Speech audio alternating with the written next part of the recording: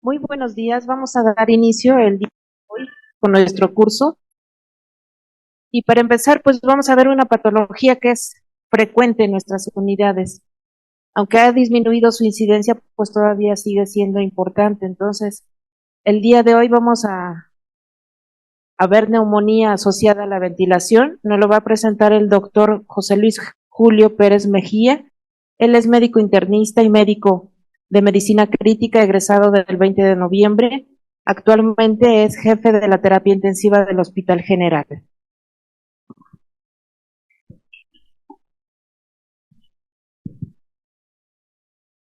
Bien, buenos días.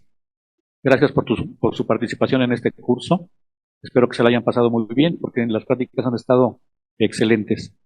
Bien, vamos a ver una patología que nos afecta mucho en las unidades de terapia intensiva. No hay día que no veamos un paciente con neumonía.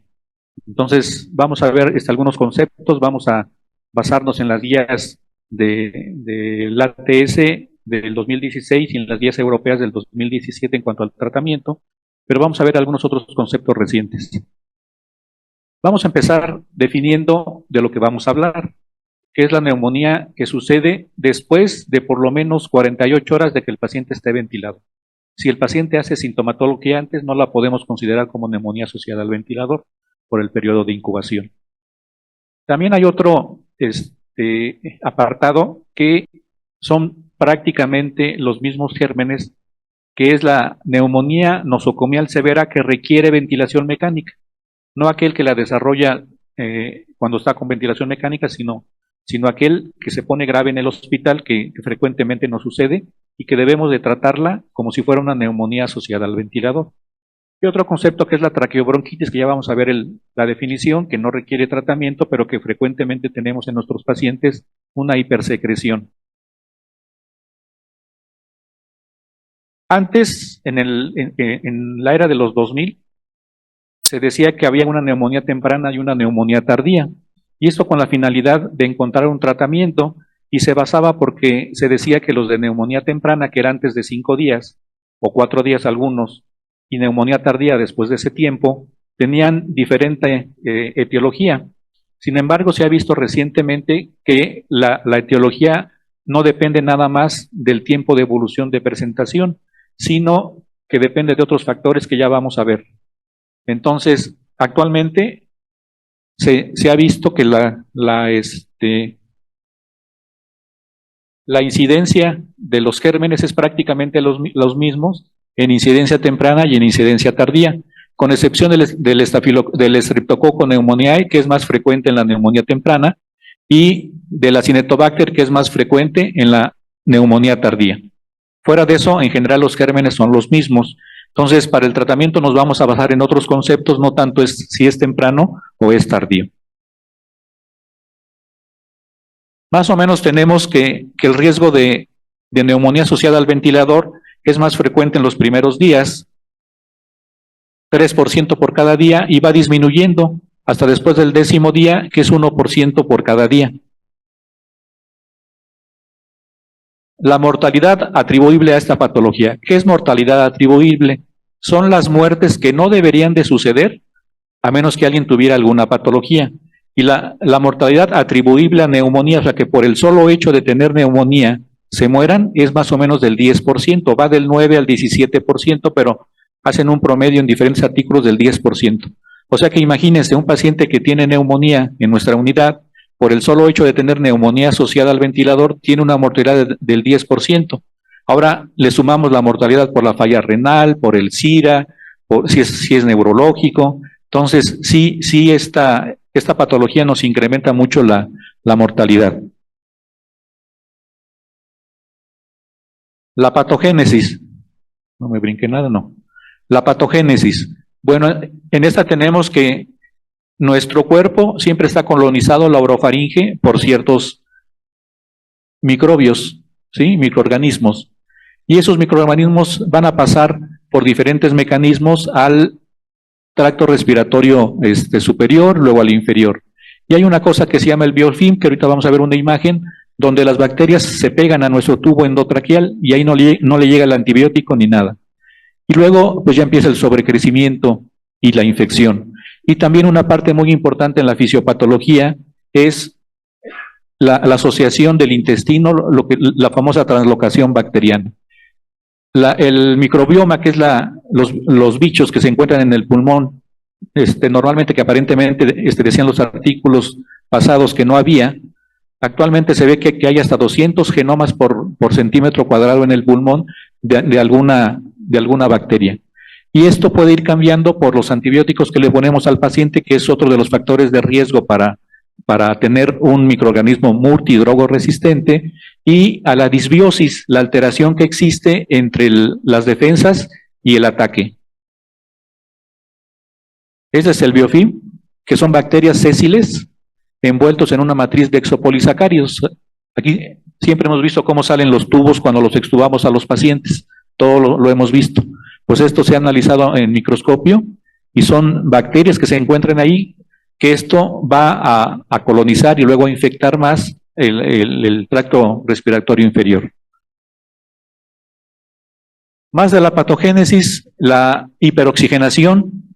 Es muy importante mantener una oxigenación adecuada en los pacientes, pero no pasarnos, porque el exceso de oxígeno en los alvéolos va a condicionar una desnitrogenación.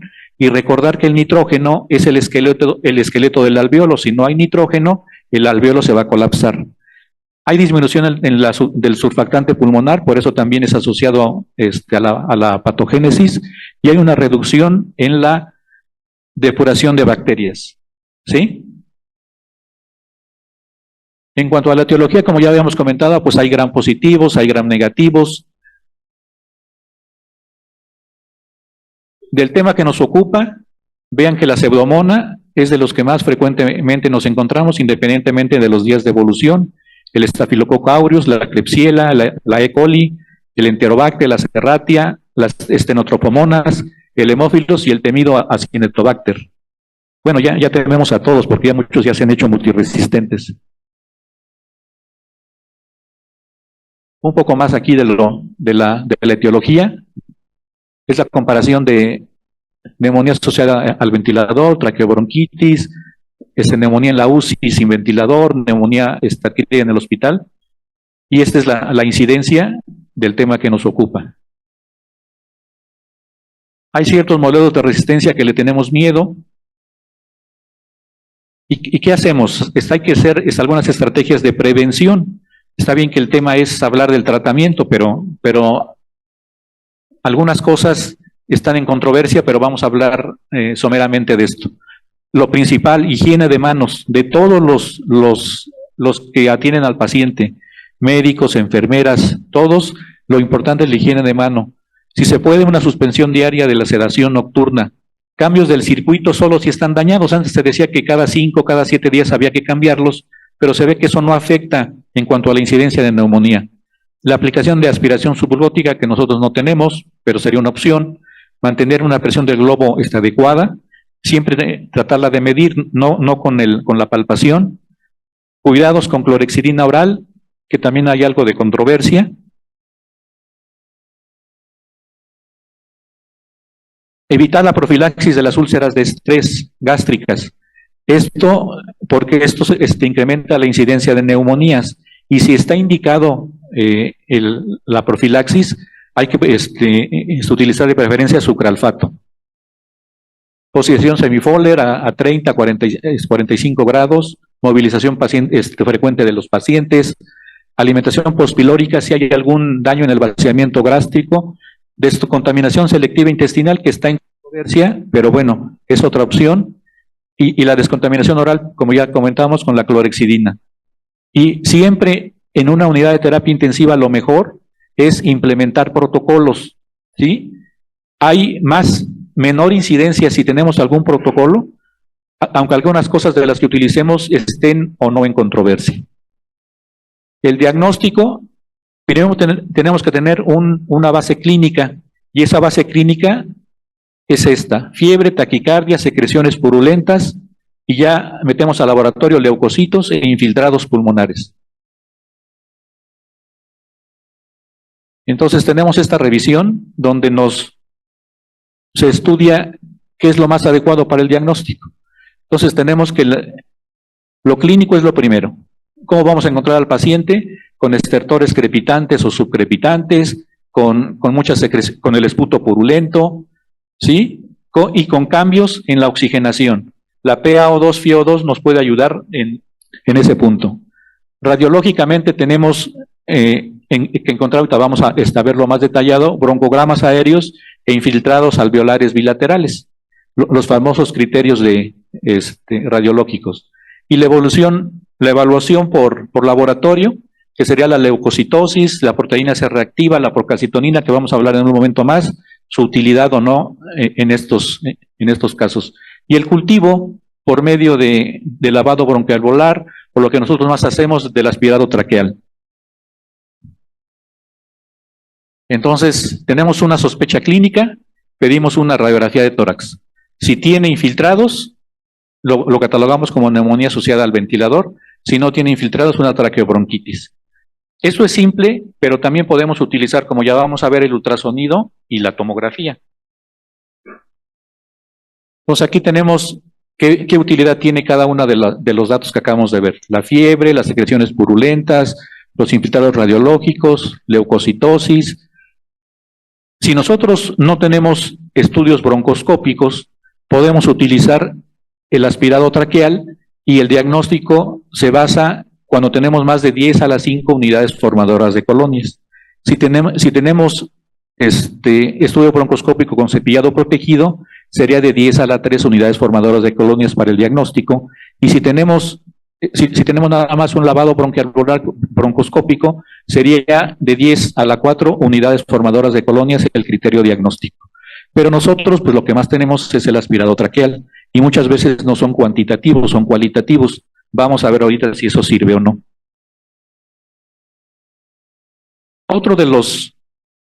Si nosotros nos vamos a basar en criterios clínicos, esta es una clasificación, el CEPIS, donde se basa en temperatura y le dan un punto acá, dependiendo de cuánto tenga, temperatura, leucocitosis, secreciones traqueales, oxigenación, la radiografía y el cultivo. Si tiene más de 6 puntos, se hace un diagnóstico de neumonía.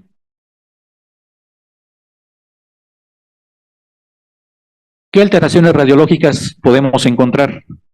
Encontramos infiltrados pulmonares. Si son bilaterales, deben de ser algodonosos y que deben de tener los criterios de Felson.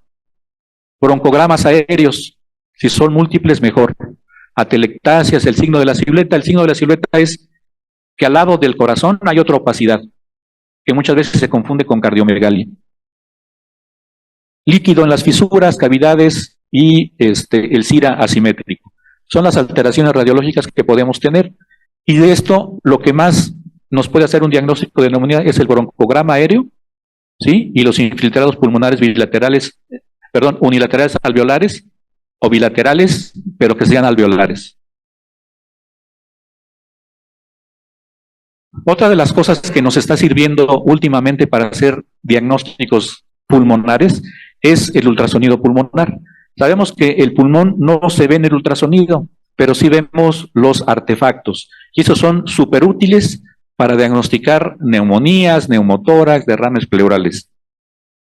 Entonces, en el protocolo Blue, siempre encontramos que en algún momento va a tener el paciente neumonía.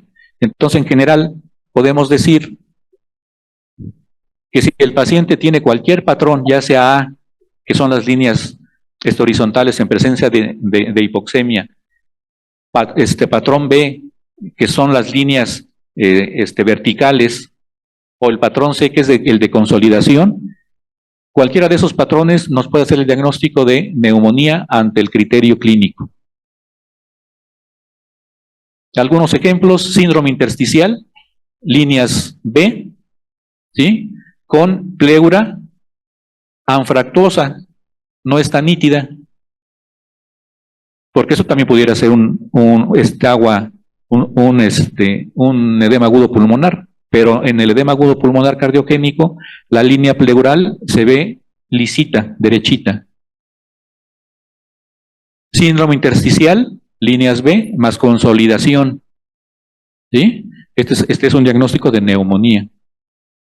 Las alteraciones que nosotros encontramos en el ultrasonido en la neumonía: hepatización, el pulmón se ve como el hígado, atrapamiento de aire en forma de lentejas, broncograma dinámico, son líneas y puntos hiperecoicos que se mueven. Cuando el broncograma no es dinámico, es estático, pudiera ser una telectasia. Broncograma líquido, que se ven como zonas anecoicas, líneas anecoicas. Márgenes borrosos de la pleura, como ya comentamos, las imágenes de las líneas B, y zonas anecoicas que nos pudieran hacer el diagnóstico de abscesos. Entonces, el ultrasonido es muy importante ya actualmente en las unidades de terapia intensiva. Es más sensible y específico que la radiografía para muchos de los diagnósticos. Es menos sensible que la tomografía, obviamente, pero entre más hagamos ultrasonido, nuestros diagnósticos van a ir llegando. Aquí tenemos la hepatización, vean cómo se ve ese es el hígado y esa es la neumonía, se ve casi igual que el hígado. El broncograma aéreo, este es el diafragma. Algunos perfiles que, bueno, ya habrá algún otro tema para hablar más de esto. Conclusiones en el diagnóstico: lo principal, la sospecha clínica. Ya comentamos, fiebre, las secreciones, leucocitosis, leucopenia, las secreciones purulentas, los infiltrados pulmonares, y como ya vimos, los métodos invasivos y no invasivos de la obtención de para cultivo. Entonces, una estrategia sencilla es que si nosotros sospechamos de una neumonía asociada al ventilador, bueno, si no la sospechamos, no hacemos nada. Si la sospechamos, vamos a tomar cultivo de sangre y cultivo de la secreción antes de iniciar el antibiótico. Eso es bien importante. Entonces, ya después de eso iniciamos el antibiótico. Si el cultivo sale positivo, pues ajustamos, dependiendo de lo que nos reporten. Si sale negativo y los cultivos se tomaron antes de iniciar el antibiótico, paramos el antibiótico porque no está infectado. Pero si los tomamos después de que iniciáramos el antibiótico, no hay algún cambio.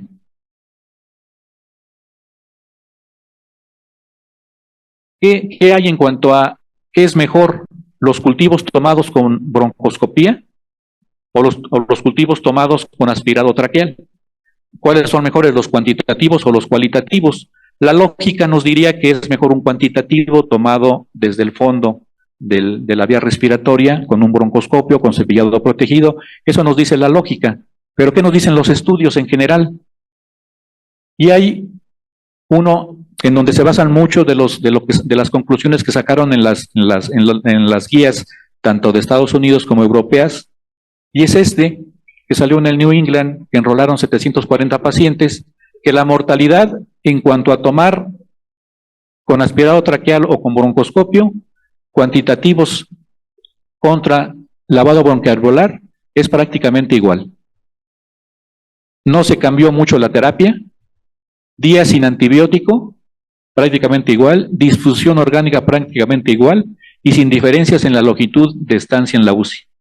Esto es importante para saber si estamos o no haciendo bien las cosas. Sí es obvio que es mucho mejor si uno tiene la posibilidad con un broncoscopio de tomar un cultivo. Pero si no lo tenemos, y con las técnicas que nuestras grandes enfermeras lo hacen, pues estamos en lo correcto. Bueno, ya hicimos el diagnóstico, ya vimos la fisiopatología. Vamos a ver cuál va a ser el tratamiento. ¿Qué debemos de investigar? ¿Cuál es el probable agente etiológico? Porque con el criterio clínico no lo sabemos. La elección empírica del antibiótico y ajustar la terapia después del reporte microbiológico. Esta va a ser la cadenita de tratamiento. Los sujetos sanos están colonizados con ciertos microorganismos, Streptococcus pneumoniae, estreptococos del grupo A. Los pacientes con comorbilidades, ¿sí? También están, con comorbilidades crónicas, también están colonizados con ciertos microorganismos como Staphylococcus aureus, Enterobacteriaceae, pero el Staphylococcus aureus meticilino sensible. Ya se nos complica la cosa cuando los pacientes ya han recibido algún tratamiento y entonces ya van a estar colonizados con las bacterias BLE, con enterobacterias, con Pseudomonas y con el Staphylococcus aureus meticilino resistente.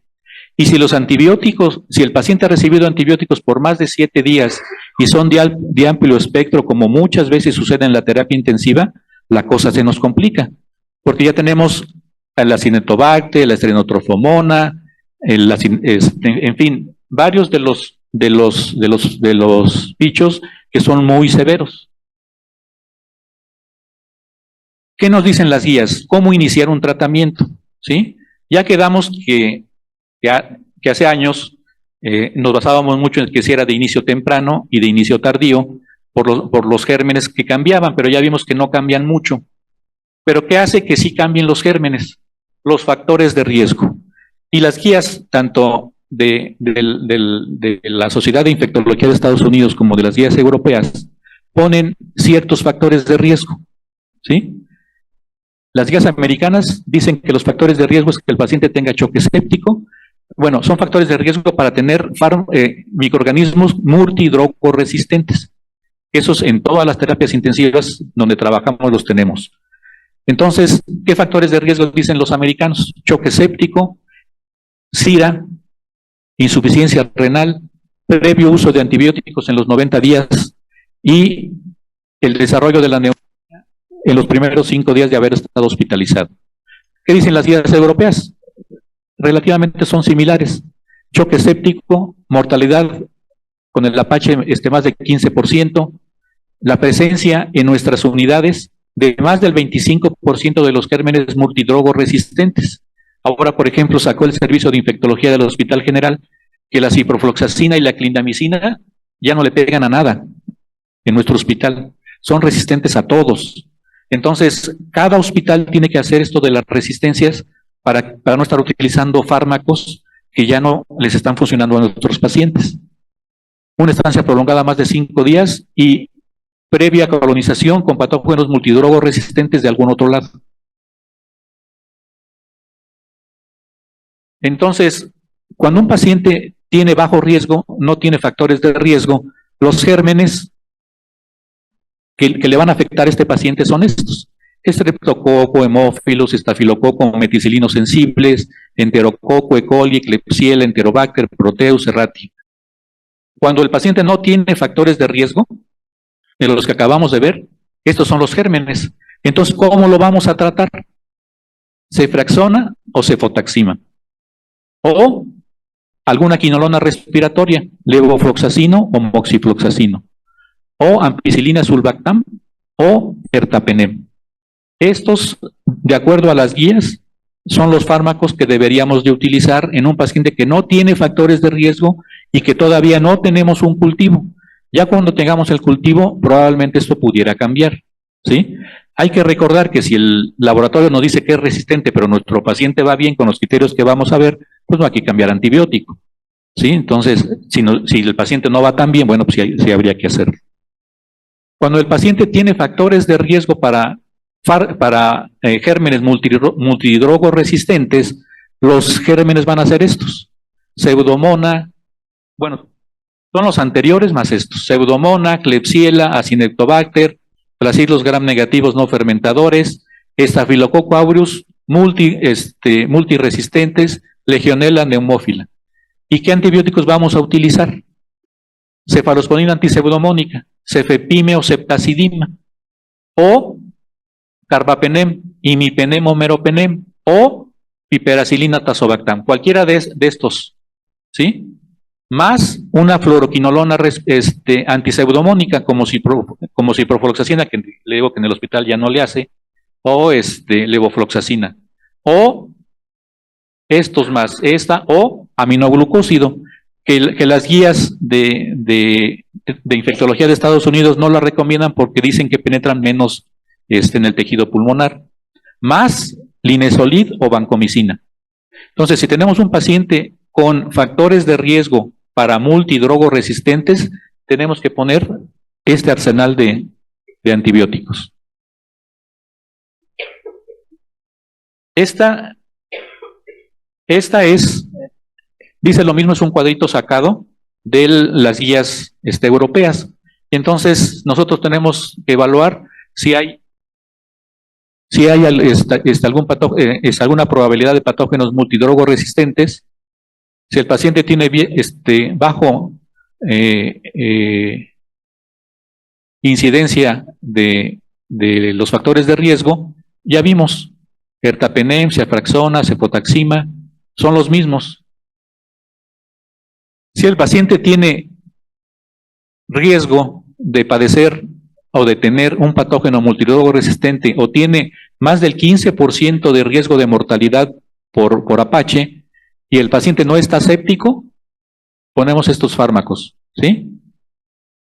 Si el paciente está séptico, agregamos una cobertura para Pseudomonas, que prácticamente es el mismo cuadro anterior. ¿Qué pacientes dicen que las guías europeas, nada más para reafirmarlo? Los pacientes que tengan una amplia cobertura antimicrobiana por alguna otra patología tienen mucho riesgo de padecer en las vías respiratorias algún germen multidrogoresistente. Pacientes que tengan choque séptico, pacientes que tengan el riesgo de mortalidad más del 15%, ¿sí? Son todos estos factores de riesgo para padecer con microorganismos multidrogoresistentes, y la importancia son los fármacos que vamos a utilizar en el inicio. Es bien importante desde el inicio atinarle, valga la expresión, porque si no, si damos un mal manejo, la mortalidad del paciente, la mortalidad atribuible del paciente va a incrementar. Entonces, algunos otros conceptos que de acuerdo a las guías nos dicen, las guías europeas dicen que hay que tratar a los gram negativos con monoterapia. A veces nos parece un poco difícil hacer eso. Dicen que como las guías americanas, las guías americanas nos dicen que como en el puro aspirado traqueal con cultivos no semi-cuantitativos, podemos tratar a un paciente. Y entonces los europeos dicen que no, que debemos de hacer a fuerzas estudios broncoscópicos. Porque si seguimos este plan de las guías ATS, estamos sobretratando a los pacientes, ¿sí? Recuerden que para nosotros hacer un diagnóstico con el aspirado traqueal necesitamos tener más de 10 a la 5. Y muchas veces encontramos eso y a lo mejor no es infección. El tratamiento empírico que damos contra Staphylococcus aureus basados en las guías ITSA, las guías americanas, no la comparten mucho los europeos. Los americanos sí empiezan con linezolid o vancomicina, que a mí me parece correcto por nuestro tipo de pacientes. Las guías ITSA, las americanas, están en contra de los aminoglucósidos, por lo que les acabo de comentar, que penetran poco el tejido pulmonar, aunque los que lo utilizan dicen que sí penetra cuando el pulmón está inflamado, ¿sí? Y las guías europeas están más a favor del uso de colistina para Acinetobacter y como tratamiento empírico, y las guías americanas no lo hacen así. Ya vimos cuando un paciente cuando en su hospital tengan que el Staphylococcus aureus es meticilino resistente, debemos de empezar con vancomicina y linezolid. Las guías americanas dicen que más del 10%, si en nuestro hospital hay más del 10% de resistencia del estafilococo, o más de 25% en las europeas, hay que iniciar vancomicina o linezolid, ¿sí? Y para la Klebsiella, el carbapenem. Algo muy importante, dosis correctas de antibióticos. Eso es súper importante. Tanto es importante escoger el antibiótico adecuado de acuerdo a si el paciente es multidrogo resistente, como es muy importante el poner la dosis adecuada, ¿sí? ¿Cuántos días de tratamiento? En un paciente en general de una neumonía asociada al ventilador debemos de dar de 7 días de tratamiento, ¿sí? ¿Quién debería de recibir más días? Cuando el tratamiento no fue apropiado. Pacientes inmunocomprometidos como los que tienen post-trasplante de médula ósea o los pacientes con neutropenia, los pacientes que tienen los gérmenes con alta resistencia como Pseudomonas, Cinetobacter, Enterobacter, resistentes a carbapenem, y cuando se está utilizando una segunda línea de antibióticos como sería la colistina o la tigecyclina. Estos deberían de prolongarse más hasta 14 días los días de tratamiento con antibiótico. Por lo general serían 7 días. Y todo esto es en base a la respuesta clínica. ¿Cuál sería esa respuesta clínica? ¿Cómo vamos a evaluar nosotros que un paciente va mejor o peor? Uno es la temperatura, ¿sí? Dos, el volumen y las características de las secreciones. Digo, nosotros tenemos que entender que nos debemos de guiar con el criterio clínico, más el radiológico, más el de laboratorio. Entonces sería la temperatura, como ya les comenté, que vaya disminuyendo, el volumen de las secreciones, la disminución de los infiltrados pulmonares, la disminución de los leucocitos, mejoría en el índice de Kirby, PO2, FIO2, el CEPIS, una disminución del puntaje, SOFA o Apache. ¿Qué hay de la procalcitonina y de muchos marcadores? ¿Sí? Las guías, tanto las europeas como las americanas, no recomiendan para el diagnóstico, ni para el tratamiento, ni para el seguimiento, proteína C reactiva o procalcitonina. Dicen que sería una utilidad de buena práctica utilizar procalcitonina en el seguimiento, pero no es una recomendación tan grande.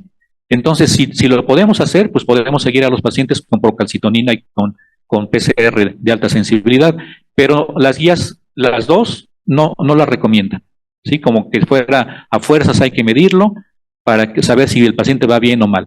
Si en la práctica clínica sí vemos que si nuestra proteína C reactiva va bajando, nuestra procalcitonina va bajando, pues el paciente, más todo lo demás, pues el paciente va bien. Bueno, estos son unos breves comentarios de una patología que nos aqueja mucho en las unidades de terapia intensiva, yo creo que en todas las terapias intensivas. Y eso sería pues prácticamente todo. No sé si tuvieran algún comentario, pregunta, crítica. Hablen ahora o callen para siempre. Siempre yo he dicho que las enfermeras en nuestras terapias intensivas son los que nos salvan a los pacientes. Y me da mucho gusto ver aquí a Teresita y a todas las del Hospital General.